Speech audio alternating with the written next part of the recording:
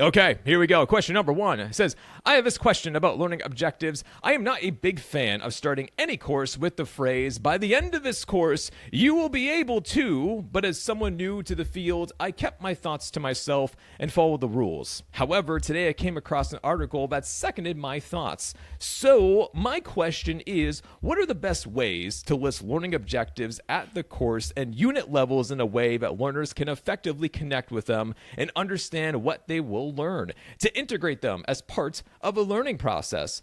William, gonna toss the ball over to you. What do you think Sure. about this? Well, I think all of us probably read that article. It's probably, I'm guessing it's that one by Christy Tucker that she published recently. And my favorite part of the article was the comments on LinkedIn when she posted it on LinkedIn. And I was very surprised by how divisive it seemed to be. Like, I 100% agree with Christie's thesis, like the fact that learning objectives shouldn't, that we shouldn't be like giving these formulas to learners, which are meant for us to, we use them for planning. And reading that and reading all the comments immediately made me think about this fact that I think this theme will probably come up a lot, but in instructional design, we don't even know what to call ourselves, let alone what we should call the things that we interact with every day, unfortunately, right? So when I say learning objective, it might mean something different to me than it might mean to someone in higher ed or in corporate, or in different niches within higher ed and corporate. So you'll get like learning objectives, you get learning outcomes, you get module outcomes, you get unit objectives, you get instructional objectives according to the MEGA framework, then you get instructional objectives according to the Will-Tolheimer framework, then you get instructional design objectives according to the Will-Tolheimer framework. It's just like, it's like saturated with different perspectives, and we don't really have like a common way of talking about it. And so I can see why people get very almost like passionate, because they might have this idea in their head of what a learning objective is, and one person might think, well, learning objective is just a friendly way of communicating to the learner what they're about to learn about, right? But for an instructional designer, they might think that they might think of an instructional design objective, which is that thing that's written, by the end of this course, a learner will be able, like the we think about all the conditions and criteria, and specifically about how you're going to evaluate all of the learning experiences or the performances that learners do.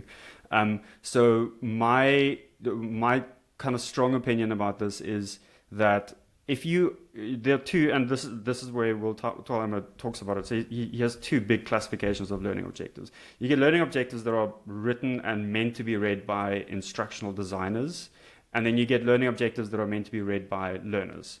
The ones that instructional designers use are there for planning. They are the ones that contain the conditions and criteria. It's like, by the end of this course, learners will be able to do X to some extent under these circumstances. Usually, that's how the formula works. You don't need to communicate it to that detail to your learners. Firstly, because it's jarring. Like you remove them from this immersive learning experience, and then secondly, it's not user friendly. It doesn't contextualize the material. So what I would say is, take a learning objective, take the instructional design objective, that formula we've written, and think about how you can communicate that in a human-friendly version. How can you melt or like mix it in with the learning experience? So if you're going to, instead of saying like listing the learning objective at the beginning of a paragraph or something, put it into like, work it into your introduction or work it into your conclusion. Tolheimer has like 3 different ways that you can do it in his framework, which is very, very interesting and very useful. So we also used to talk about signposting. So you say like, in the previous exercise we did X. Now let's think about how we can use X to do the next thing, and this will prepare you for this final assignment that we'll do in this way. It makes more sense. Like having a formula out there, it's just, no one's really going to read it and really going to take that in. That's my little essay. It's a well-written essay, William, because I agree with all your points to the things you said. I've also dove in deep into Will's work, too, and I'll definitely put some links in the show notes to highlight some of Will's work, because it is very interesting to see about this and to also think about how it takes like special kinds of instructional designers for us to be able to to debate at this micro level, to be able to say like, it should be called this, it should be this, we should be doing da da da da da, and it's just like, yeah, but like also like I get it, I get it, but also for the common type of thing we're trying to be able to work on here, do we really need to go this deep? Like there's a time and a place to go super deep within the academic literature. There's also a time and a place where you're just trying to be able to teach a new instructional designer about how to create learning objectives. I'm not going to throw at them, a 200-page book and to say, here you go. It's like, no. The one thing that I did take away from Will's work that I started to do within my own courses, because I am in higher ed, so like according to accreditation guidelines and whatnot, like they have to be there. If I'm listening, like the learning objectives, learning outcomes do have to be there. But one of the things I started to do was that I did mention about like what the learning objective was, and then a paragraph below it, I basically was like trying to translate the academic jargon to then say like, this is what it really means. This is how it's going to help you. This is how you're going to learn about stuff.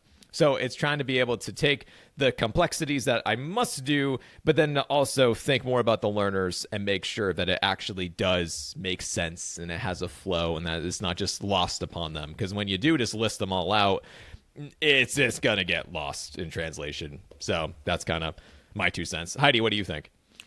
I agree with both of you. I did a presentation for, I think it was the second Road to L&D that was a predominantly educator audience for TLDC.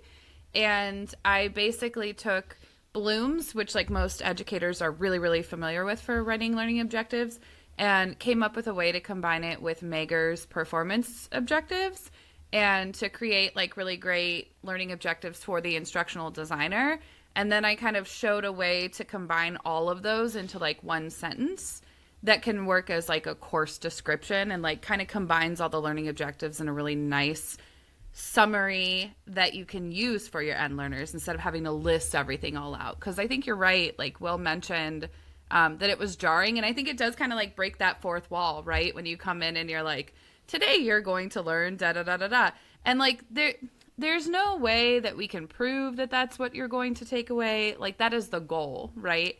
And so I think it's more, the learning objectives are more for us on the instructional designer side to make sure that we're staying within the parameters and within scope, and that we're not letting our poor SMEs get into the weeds, which they love to do. So makes sense. Heidi, I think you've got a really nice LinkedIn article about, if I remember correctly. So I took the LinkedIn article down and turned it into the presentation. Okay. Instead, because it needed some updating. But yeah, so it's now in the presentation. Yeah.